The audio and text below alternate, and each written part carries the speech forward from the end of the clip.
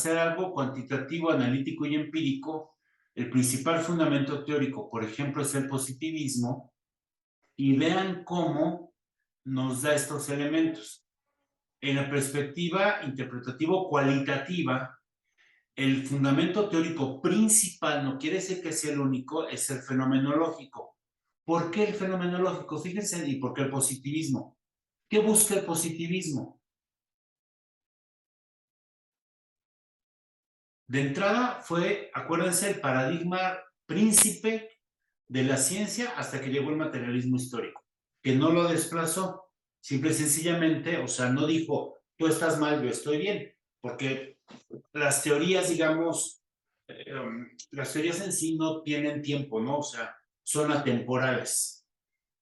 Entonces, el positivismo, ¿se acuerdan qué era? Si no, googleenlo, a ver qué nos dice, qué es el positivismo. Decía Einstein, lo que ya está escrito no lo memorices. Y lo tienes por escrito para que lo memorices.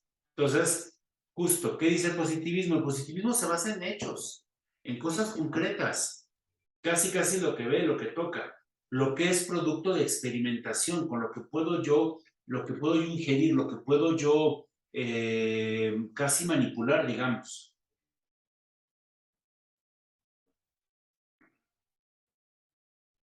No se preocupe, don Miguel, aquí seguimos.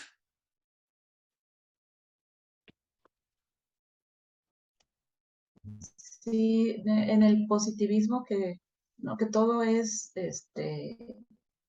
o sea, que solo se ve lo que es real, ¿no? O sea, todo, solo se investiga, solo se analiza lo que se observa, lo que está ahí, ¿no? Pero ojo, el positivismo desarrolla herramientas para realizar esa observación y nos habla de la ciencia en el sentido más duro, digámoslo así, más duro me refiero de las ciencias duras, de la ciencia de los que sí, los que se autodenominan verdaderas ciencias, ¿no? O sea, las matemáticas, la física, la biología, la química, todas estas, ¿no? ¿Qué es lo que qué caracteriza esto? Por ejemplo, fíjense, ¿no? En la química.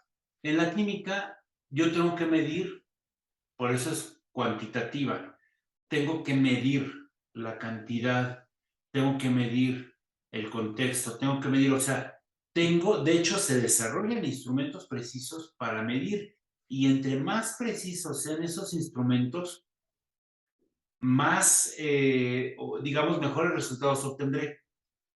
Por eso ahorita hay una sensación de falseamiento científico, de que no hay verdades con mayúscula, porque en cuanto desarrollamos un mejor telescopio, por ejemplo, o sea, nosotros desarrollamos un telescopio que nos permite ver de muy lejos a Plutón y de repente después de siglos descubrimos a través de una observación con un telescopio y con instrumentos y con estos que mandan, ¿no?, al espacio, instrumentos más finos, descubrimos que en verdad Plutón está gravitando alrededor de un planeta, no es no del Sol.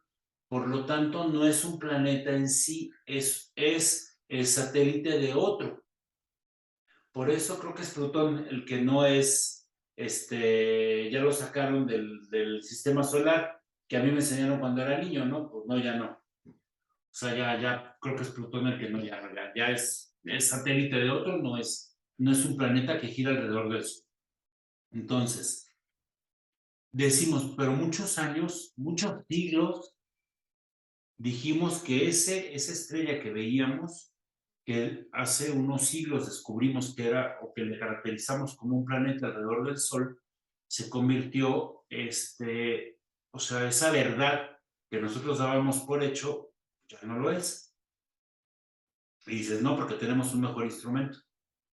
Ahora, por ejemplo, que las matemáticas hacen proyecciones cósmicas y la física cuántica, que desplazó a la física newtoniana, no, la de Newton fue desplazada por Einstein, la de Einstein fue desplazada por esta cuántica, ¿no? La física cuántica. Una cosa así, si mal no recuerdo. Bueno, esta interpretación, este paradigma cuántico de investigación nos dice que las cosas no son, o sea, lo que nosotros creíamos como físicamente rígido, resulta que en el espacio no es así. O sea, si la ley fuera universal, entonces se aplicaría en el espacio y en la Tierra y en todas partes, tomando en cuenta la afectación de la gravedad. Pero resulta que un hoyo negro contradice muchas de las posturas físicas rígidas o posturas físicas tradicionales. ¿Por qué? Porque tiene una gravedad tan densa que literalmente afecta a lo físico. Y entonces resulta que en términos astronómicos, conforme a los instrumentos de los que ahora poseemos, no podemos decir que la ley, por decir una tontería, ¿no? Que como la ley de la inercia, ¿no? Que si tú aplicas una fuerza a un objeto, este se moverá hasta que encuentre una fuerza contraria, ¿no? Que lo detenga. O no me acuerdo cómo es la de las fuerzas, ¿no? O que irá, ¿no? En inercia hasta tal punto. Bueno, pues resulta que no. O sea, hay la luz, la diffracción de la luz que viaja en fotones, que no es una línea continua, sino que viaja como en, ¿no? En pulsos. O sea, ahorita el ojo no lo aprecia, pero hay momentos en los que me quedo oscuras y luego luz, oscuras, luz, oscuras, luz, oscuras, luz, así, ¿no? Bueno, esto que viaja como por pulsaciones, resulta que es afectado por la gravedad de un hoyo negro, que por eso es negro, porque se supone que es tan densa la gravedad que incluso la luz, ¿no? Parece que se la come. Bueno, entonces, como tenemos instrumentos de medición y el positivismo se aboca justamente a medir la realidad, a solamente abocarse a cosas de las que tenga datos fiables, entonces es no únicamente, pero con un enfoque positivista, tu investigación, a pesar de que necesita un análisis, que todo análisis es cualitativo, es una interpretación del autor, bueno, necesita una investigación de tipo cuantitativo, ¿sí? Entonces, ¿cuál es el objeto de este tipo de investigaciones? Estudiar una realidad externa y objetiva independiente del investigador. Por eso le digo que una investigación mixta no es tan fácil de hacer, porque lo que propone la investigación cuantitativo positiva o positivo cuantitativa es que el investigador mide el fenómeno, pero no participa en él. Yo no puedo medir, por ejemplo, soy biólogo, no puedo medir la evolución del cerebro de una rata que le puse tales condiciones, ¿no? Estimulantes o tales cosas, o sea, metiéndome con la rata o siendo yo la rata, ¿no? No, tengo que dejar que fluya. O sea, yo impacto, le aplico tal cosa o le pongo tal estímulo porque yo creo que va, o sea, mi hipótesis es que va a tener ciertas reacciones.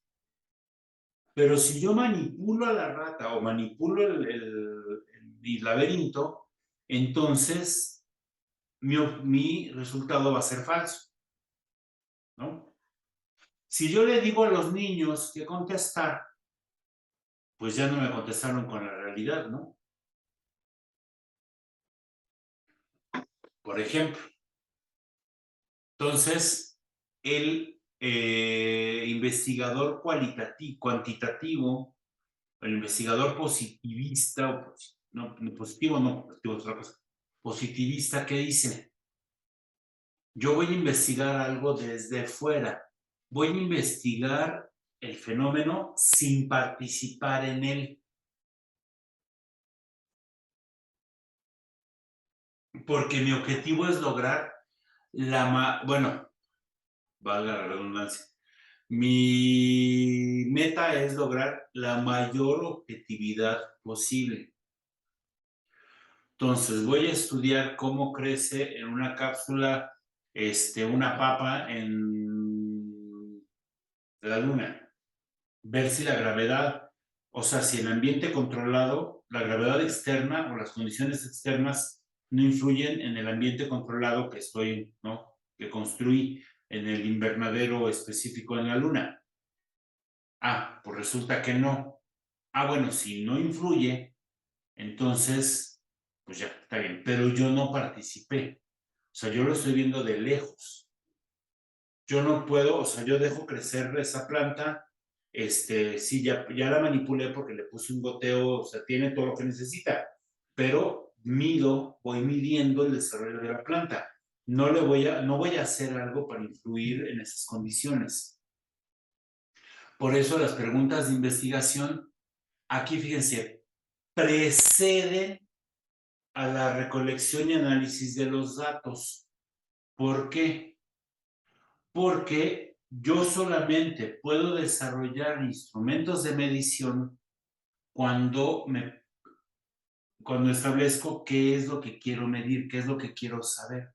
Se hacen preguntas sobre lo que se desea medir y conocer. Yo quiero conocer, por ejemplo, un fenómeno, digamos, cuantitativo social. Yo quiero saber cuántas mujeres de el altiplano, tiene un altiplano, no en Oaxaca, el altiplano oaxaqueño se ven a sí mismas como pertenecientes a una etnia frente a las de la costa y frente a las de la montaña, ¿no? O sea, ¿cuáles las que se autoasumen como pertenecientes a una etnia? A mí no me importa la etnia, no me importa si se sienten bien o mal por pertenecer a ella, no me importa. Lo que quiero saber es cuántas. Entonces, lo que hago es una encuesta con una pregunta. Bueno, le hago varias de control, pero además es, ¿no? La fundamental, ¿cuál es? ¿Se considera que no usted perteneciente a una etnia? Sí. Ok. Puede ser que además le pregunte a cuál. Perfecto, ¿a cuál? ¿No? ¿Por qué? Quizá. Pero si le pregunto por qué, ya es cualitativo. Entonces no me interesa el por qué. Voy a hacer un instrumento de medición muy preciso. Se lo voy a preguntar a un número preestablecido de personas conforme a la población posible y eso me va a arrojar resultados para lo que quiero. Pero la pregunta está hecha antes.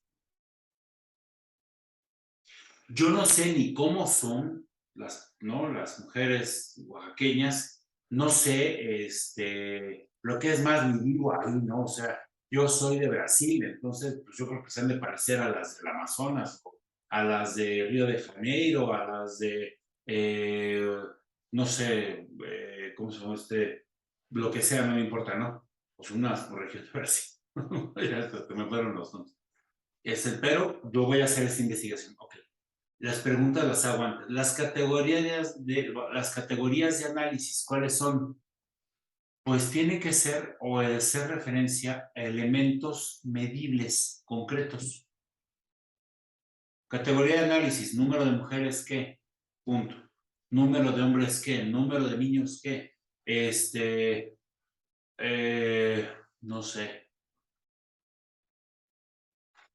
Número de personas afectadas por el COVID, número de sobrevivientes, pero números. No me interesa ni lo que ellos opinen sobre su enfermedad o su proceso. Los instrumentos son herramientas evidentemente cuantitativos. ¿Cuáles son las herramientas cuantitativas? Y yo creo que es ahí donde nos referimos cuando decimos que quizá queramos hacer una mixta. Son muestreos, test y medidas objetivas. ¿Cuál es un muestreo? ¿Qué es un muestreo, por ejemplo? ¿Le gusta el refresco tal? ¿Sí o no? Punto. No le pregunto por qué le gusta, nada más que le gustó. Quizá le pregunte, ¿le gusta pero cerrado, ¿le gusta por lo dulce, el sabor a fruta, el gas? ¿No? Pero es algo muy específico. Son instrumentos. Entonces, el procedimiento, pues aquí viene, ¿no? Idea, representamiento del problema, revisión de la literatura. O sea, esto ya son los pasos que te dan para hacerlo. Y los resultados tienen altos estándares de validez porque se refieren a datos duros e irrefutables. Si yo voy a hacer un censo sobre cuántos árboles tiró el Tren Maya, y veo que necesitaba de cada 100 árboles tirar 10, y entonces teníamos tantos millones, por lo tanto tiró tantos miles, es un dato estadístico irrefutable. Primero, porque nadie se va a poner a contar cada árbol, en primer lugar. Pero en segundo, porque tengo datos precisos. Cuando el presidente dice, yo tengo otros datos, está mintiendo, porque si le están presentando datos estadísticos, no hay forma de refutar esos datos. Tú puedes irte a la metodología de la recolección de datos, y es ahí donde la puedes cuestionar, pero no puedes cuestionar el dato. ¿Sí me explico? ¿Sí?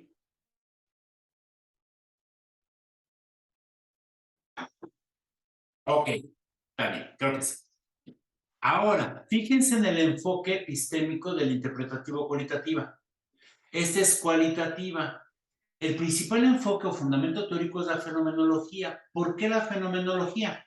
Porque la fenomenología, piensen en esto, observa el fenómeno, por eso es fenomenología, ¿no? Participa en él.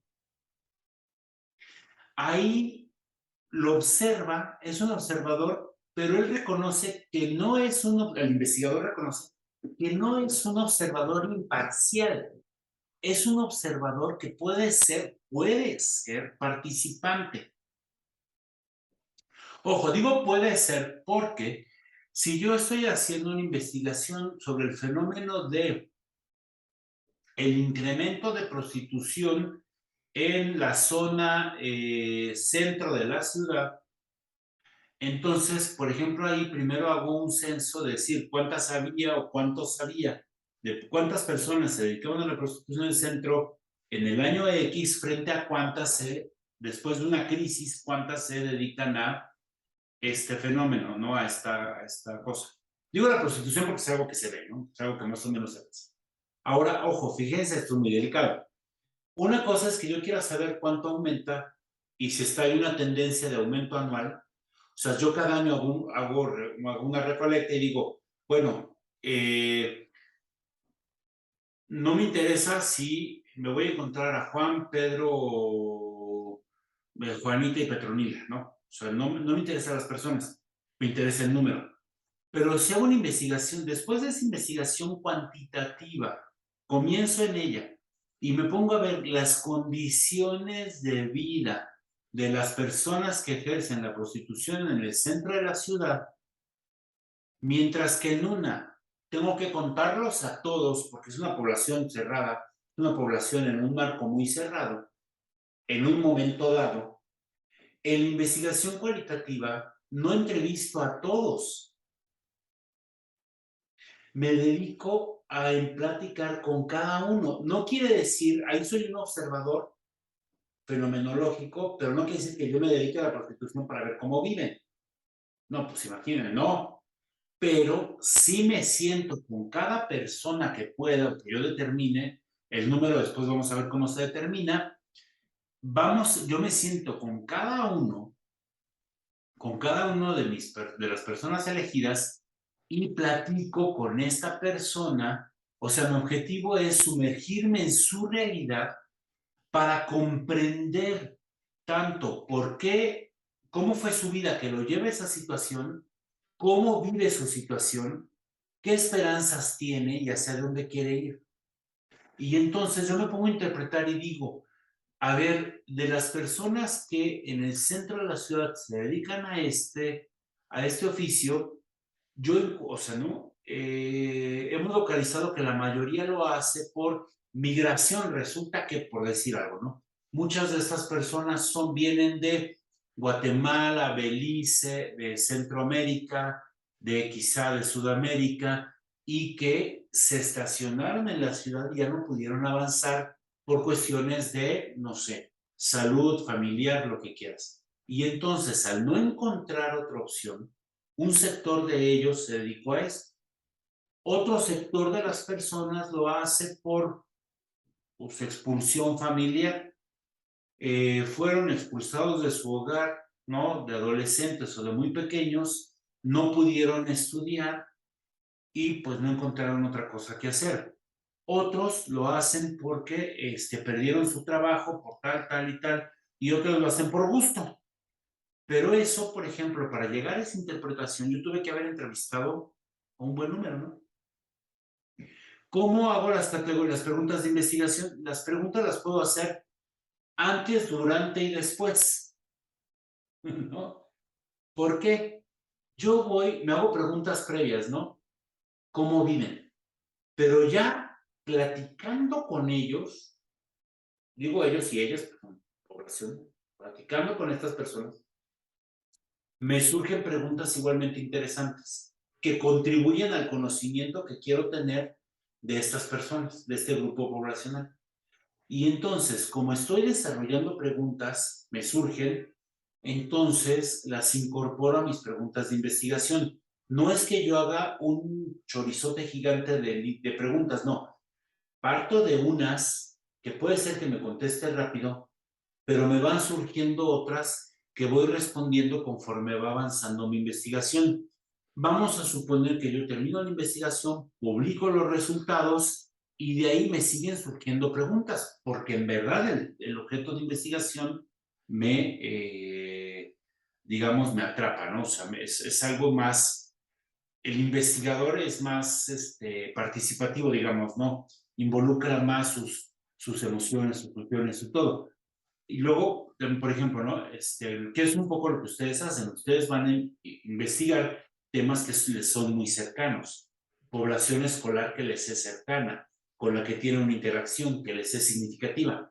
Entonces, el investigador no hace preguntas tan cerradas. El número de personas que se dedica a este oficio, edad, por género, por edad y por condición médica, por ejemplo.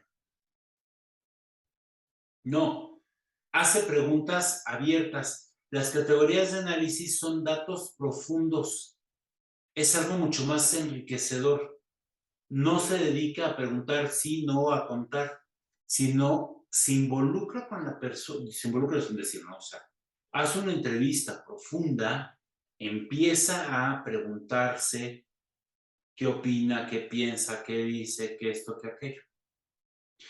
Ustedes van a encontrar una especie de, pero no es, pero sería bueno que leyeran A Sangre Fría de Truman Capote. ¿Han leído A Sangre? No sé si han leído A Sangre Fría de Truman Capote.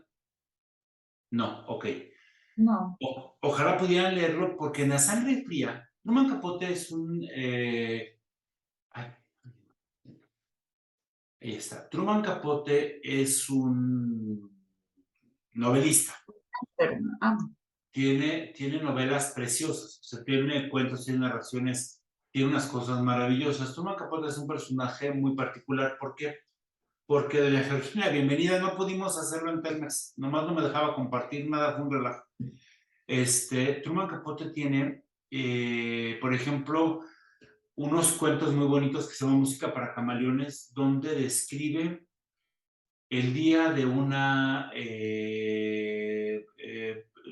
bueno, ahora antes la llamaban sirvientas, no, son trabajadoras del hogar, de una señora que se dedica a limpiar casas ajenas, que además en Estados Unidos tiene que llevar su plancha, sus limpiadores, o sea, ¿no? Entonces describe eso, describe a la mujer, hace literalmente una investigación, nada más que como solo la hace con una, pues es una entrevista, no es una investigación propiamente dicha. Pero si ustedes leen Música para Camaleones, por ejemplo, te enseña, después tiene una conversación con Marilyn Monroe. Tiene muchas, pero es precioso, es muy bonito. Y te describe una verdadera, o sea, no te presenta a la actriz que en ese momento era una diosa de belleza y todo, no. Te presenta a la mujer, ¿no? Platica con ella. Realmente platica, son amigos. En La Sangre Fría es, de hecho, el mejor muestra de reportaje. Hay una película que se llama Capote, que habla de eso, pero no es tan... Es buena la película en sí, pero no es para los objetivos de esta clase. En esta de música de A Sangre Fría, entrevista al asesino, creo que no se entrevista a los asesinos, son dos, pero entrevista más a uno que al otro. Pero De hecho, manipula un poco al asesino para que le cuente su historia. Y le cuenta literalmente, nos va narrando, por eso se llama Sangre Fría, nos va narrando cómo mataron a una familia. Es un asesinato brutal, pero te lo describe, pero lo hace con una gran maestría, tiene una mucha pluma para escribirlo. O sea, tiene una pluma no en el sentido español de, ¿no? Sino de pluma de escribir. Truman Capote tiene, por ejemplo, varias novelas y cosas que son, algunas son medio biográficas, no siempre y tal.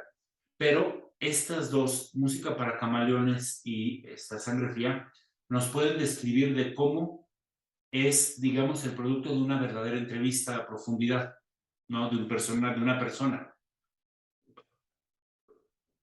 Vamos, no es científica, me refiero. ¿Cómo lo hace un escritor? ¿Cómo lo hace no estos que tienen este arte de manejar la lengua? Además Truman Capote es estadounidense, pero es muy divertido. En verdad es muy divertido. Tiene cosas muy divertidas, tiene cosas muy escabrosas, tiene cosas muy divertidas. Y es un personaje pues, muy particular. Ahora, fíjense, volvemos a nuestro cuadrito aburridísimo, pero vamos a los instrumentos. Fíjense, ¿qué instrumentos desarrolla el investigador cualitativo? Normalmente construye herramientas de entrevista abierta, algo que le permita conocer al sujeto de estudio. Puede recurrir a formar grupos y entonces decir, a ver, tengo un grupo de personas que vivieron el COVID durante la primera oleada, que se enfermaron. Y luego hago otro grupo de personas, de gente que atendió a los enfermos de COVID en la primera oleada. Entonces me reúno y platico con ellos, ¿no? Les voy dando ciertas pautas porque a mí no me interesa, o sea, sí me interesa conocerlos, pero tampoco voy a dejar que la persona, porque nunca falta quien te quiera contar su vida y que sufre mucho, y no, bueno, sí, que bueno, sufriste, pero, o sea, cuéntame cómo viviste esto. O sea, tiene ciertas preguntas guía y puede hacer unas discusiones en grupo, puede hacer evaluaciones de experiencias personales, puede incluso recabar, por ejemplo, entrevistas, ¿no? De otros medios. Puede ser que si yo quiero conocer, por ejemplo, el impacto de la reforma educativa del 2010 hubo una, no me acuerdo, es que era cada rato, pero en los adolescentes, ¿no? Los que en ese momento estaban en primaria. Entonces yo voy a hacer del colegio tal, ¿no? Entonces voy a ir con los exalumnos, les voy a hacer entrevistas de su vida. O sea, ellos vivieron esa reforma educativa o vivieron, no sé, un fenómeno especialmente impactante para todos, ¿no? No sé, explotó un volcán, ¿no? Los de ahorita en La Palma, por ejemplo, explotó el volcán, decir, bueno, tú eras niño cuando explotó el volcán de La Palma, ¿cómo lo viviste? ¿Cómo cambió tu vida? ¿Qué fue lo que encontraste? ¿No? Eso, por ejemplo, es lo que hacen los investigadores cualitativos. Puede ser narración de vida, puede ser fotogalerías, ¿no? De repente estar tomando, por ejemplo, esta película donde entrevista a los niños conforme van creciendo, a un grupo de niños, a un niño, no me acuerdo, a un niño creo, conforme va creciendo, bueno, todo eso es una investigación cualitativa propiamente dicha, ¿no? Y Puede, también, perdón. perdón, doctor, y o sea, también puede utilizarse en la investigación cualitativa con la escala de Likert, ¿Me recuerda cuál es la escala de Likert? donde puedes elegir me gusta, no me gusta, o Ah, ok, estoy de sí. acuerdo o no estoy de acuerdo. Sí y no, porque en este caso, si lo va a hacer cualitativo, nada más es me gusta, no me gusta. Si va a ser cualitativo, es por qué te gusta, por qué no te gusta, qué sientes cuando lo pruebas, qué sentiste en ese momento. O sea, no es, no es en un cualitativo, jamás la pregunta será tan cerrada como me gusta, no me gusta. Me voy a comer un chocolate con el nombre. No solo. En- Entonces, por ejemplo, yo reflexionando, a mí me gustaría tener preguntas cerradas también, no solo abiertas. ¿Y se convierte en mixto o solamente es la técnica, el instrumento? Puede ser cualitativo, pero ojo, yo comienzo preguntándole, por ejemplo,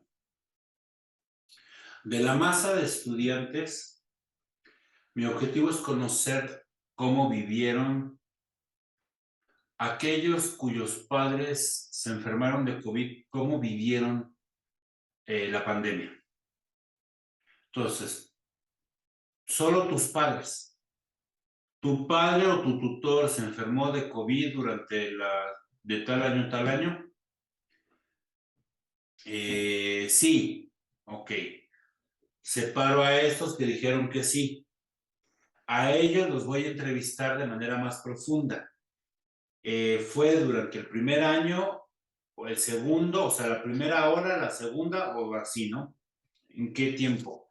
No, pues en este. Ok, separo esa población, lo separo por poblaciones.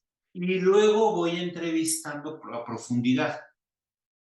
Si es lo que quiere hacer, pues es parte de acercarse a tu objeto de estudio, pero no necesariamente es mixto. Aunque sí tengo datos duros. Quiere decir, del 100% de estudiantes, el 45% de sus padres se enfermaron durante la primera ola. El 80% de sus padres se enfermaron. El 45% durante la primera ola, que es fue la más dura, ¿no? Donde hubo más muertes. Ok, entonces, ¿cómo lo vivieron estos de la primera ola? Pero en la forma de cómo lo vivieron, ya las preguntas no son cerradas, por ejemplo.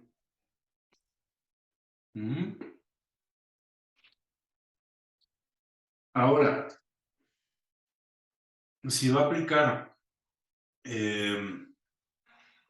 otro tipo de metodologías cuantitativas para establecer tendencias, entonces sí podríamos hablar de algo más mixto. ¿Sí? Por eso le decía que tenemos que tomar como base o lo cualitativo o lo cuantitativo, y en caso de que digamos que es mixto, tenemos que explicar cómo las técnicas, digamos que nuestra base es la cualitativa, cómo aplico las técnicas cuantitativas, digamos, en una primera fase de la investigación y cómo se coordinan o se insertan con las cualitativas. Porque si no, entonces, ¿qué caso tendría, no? ¿Cuál es el objetivo de aplicar técnicas cualitativas a una investigación predominantemente cualitativa? ¿O al revés? Sí, porque, por ejemplo, hay un test que mide las habilidades socioemocionales y es completamente, son preguntas, o sea, te va a dar, o sea, es más, más cuantitativo. Más de Y laboratorio. puedes hacer una interpretación, claro, ¿no? Pero las preguntas, todos, ¿no? Las emociones que más utilizas, hacer una estadística al respecto. Pero fíjense en esto. Hacemos las estadísticas y luego las tenemos que interpretar. Y nos surgen preguntas. Preguntas que solo se contestan con entrevistas a profundidad con los actores, con los sujetos. Podría ser mixto, aunque en realidad es predominantemente cualitativo. O sea, no es, acuérdense que no son camisas de fuerza, no son restricciones. Al contrario, no, no nos restringen, nos fortalecen. Son ayudas, es lo que quería llegar, que me va la palabra. Son ayudas, no son impedimentos, no son obstáculos. Entonces, fíjense cómo el procedimiento de la investigación cualitativa es más flexible. Y aquí quiero nada más que vean esto. La búsqueda de la literatura existente es constante. ¿Por qué? Porque efectivamente, mientras ustedes estén aplicando, tienen que seguir leyendo sobre, conociendo qué dicen los resultados de otros investigadores. El análisis desde otro punto de vista del fenómeno que ustedes quieren abarcar. ¿sí? Y de hecho, la investigación cuantitativa publica los resultados y ahí acaba. En la cualitativa obtenemos los resultados y tenemos que hacer un análisis cualitativo, obviamente, de estos mismos resultados. O sea, ¿qué nos habla? ¿Qué nos dice de una realidad concreta? Entonces, el investigador, por ejemplo, va a presentar en distintos formatos los resultados. Puede ser que ponga fotografías y decir, miren, ¿no? Entrevistamos a muchos niños, entonces todos los niños que entrevistamos saludando, ¿no? Lo que les decía, ¿no? En el tema de la gente que se dedica a la prostitución en el centro de la ciudad. Ok, como es un fenómeno social, pongo un mapa del centro y señalo las zonas más, donde más los encontré, por ejemplo, ¿no? Pongo pongo en mi análisis, por ejemplo, siempre voy a poner, quizás citar, ¿no? Voy a cambiar los nombres por respeto a la persona, pero doña Paquita dijo esto, ¿no? O esto que estoy contándote, esto que te estoy explicando, esto que estoy narrando, lo encuentro corroborado en, por ejemplo, el dicho de doña Juanita que nos presenta o que dice o que expresó esto, ¿no? O como bien dijo Pedrito, niño de 4 años o de 6 años, ¿no? Me sentí muy solo, me costó, o sea, todo esto, ¿no? O sea, lo podemos hacer. Otra de las cosas en cómo presenta los resultados de investigación cualitativa, fíjense, la investigación cuantitativa presenta datos estadísticos concretos. La investigación cualitativa presenta o puede presentar mapas, diagramas, audios, fotografías, ¿qué más? Bueno, todo lo que se les ocurra, ¿no?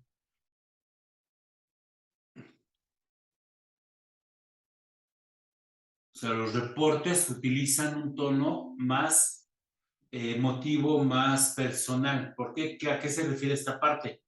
Porque efectivamente va a presentar, ¿cómo se llama? Una,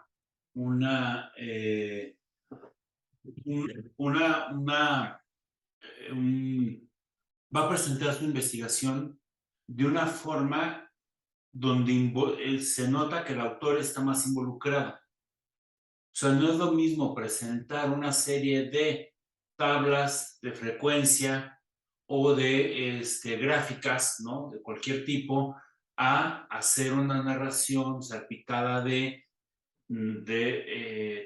citas o de textos o de enfoques o algo mucho más